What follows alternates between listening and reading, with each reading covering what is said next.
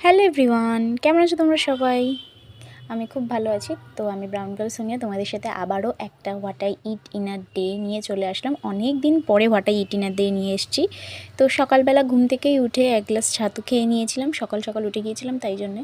তারপরে একটু বেলার দিকে মানে 10টা-11টার দিকে দাদা ডিউটি থেকে ফিরে কচুরি নিয়ে এসেছিলো, তাই সেই দিনকে কচুরি খাওয়া হয়েছে সকালে। তারপরে আবার এখানে দুপুরে মা হালকা পাতলা রান্না করেছিল, ঢেঁড়স আলু ভাজা আর ডাল, সেদিন শনিবার ছিল সেই জন্যে।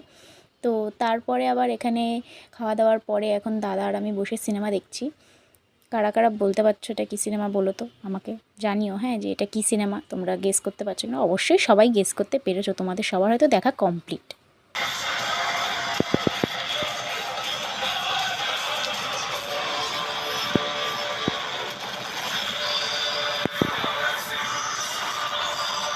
সিনেমাটা দেখা শেষ করে একটু ঘুমিয়ে পড়েছিলাম, ঘুম থেকে উঠে চলে এসেছিলাম কাঠিয়াটে এই বড় এগরোলটা খেয়েছিলাম। এর ভিডিওটা অলরেডি আমার চ্যানেলে করা আছে, তোমরা গিয়ে দেখে আসতে পারো।